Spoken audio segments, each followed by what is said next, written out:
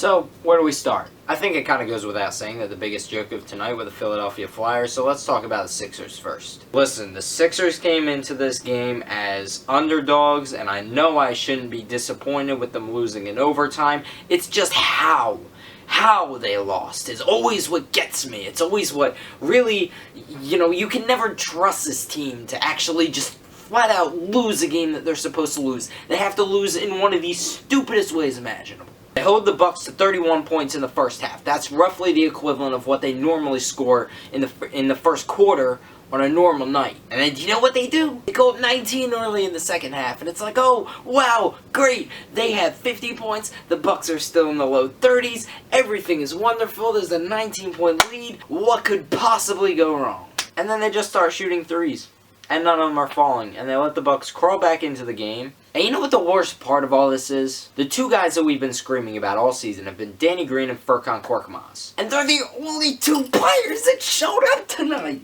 This team shot 39.5% overall, 34.2% from three, and they lost this game. Because of the Sixers. And why shouldn't they lose a game like this? It's the same exact team that it's been for the past several seasons. They lose big games, and we can talk about the refs all day. The refs made a few bad calls, okay? The refs are partially responsible for this, but the Sixers lost this game. There is no way that you only give up 31 points in the first half, and then you let the Bucks claw their way back into the game, and all you can do is blame the refs. You cannot do that. This was the Sixers' fault. This was their game to lose. They were up 19. They were up by 14 at the half, and they lost.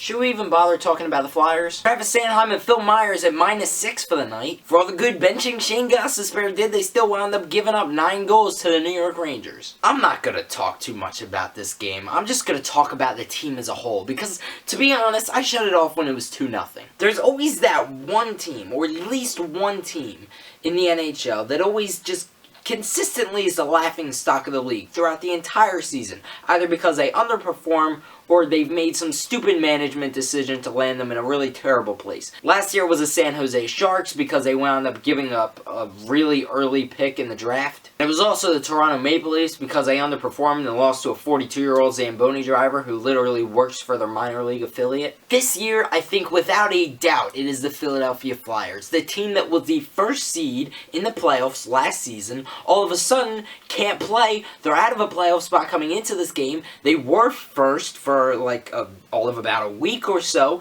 and then they slowly dropped off, and then they were second, and then they were third, and then they were fourth.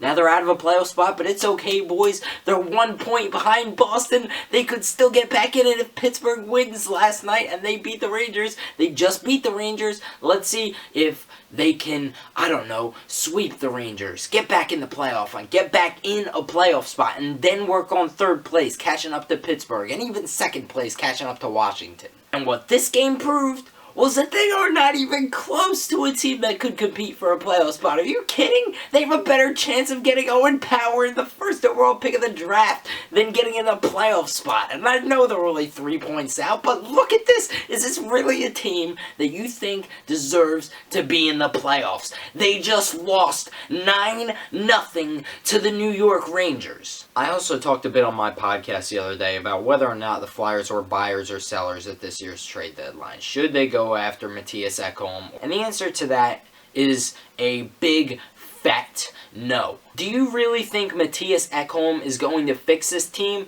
Just think of who he's going to replace for a second. If he replaces Braun, that's great. You still got Sanheim, who was a -6 tonight, and Gostisbehere, who's a turnover machine. And if you replace either of those guys, you've still got Justin Braun, who shouldn't even be in the majors to begin with. And his replacement is, Erik Gustafsson, who was a -2 tonight and has also been terrible all season. And you can say, oh, but it's a goaltending problem. It's not a goaltending problem. I mean, maybe a little bit, but it's mostly a defensive problem. And the only way that they're going to fix the defense is if they completely scrap everything and rebuild. Because the problem is not just one guy that they're going to easily be able to replace with Ekholm. It's Provorov, it's Gustafsson, it's apparently now Myers, it's Gostisbehere, it's Sanheim, it's all of them. And I know nothing's going to change. This is going to be the same Flyers team tomorrow night, and we're still going to watch them.